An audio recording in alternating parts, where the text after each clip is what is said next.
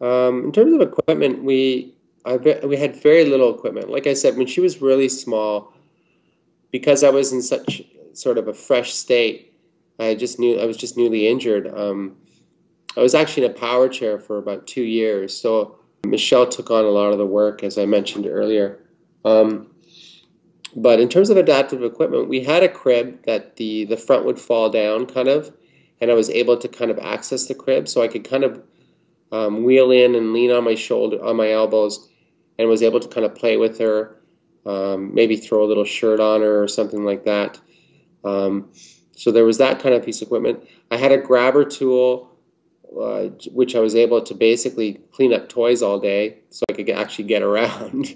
um, that was pretty much it. The most important thing was having the place set up that it was accessible. I mean, having enough room around the crib or having enough room to get around the house.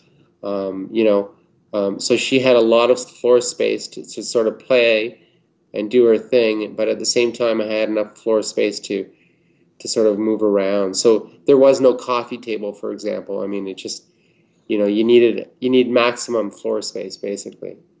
With Taryn running away, I mean, we were very fortunate. She's always been a really great kid, and she listens a lot. She's actually a very good listener.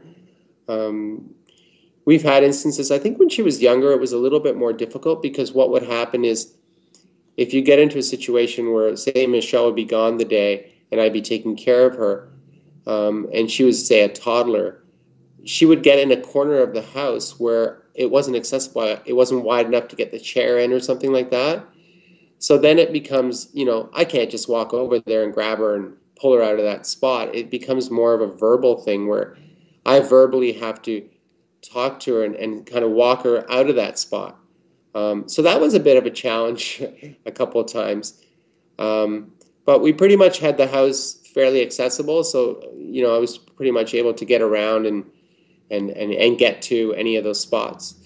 I've also just had some instances where we've been out in the community and I'm just really cautious about her obviously crossing streets and things like that, looking both ways.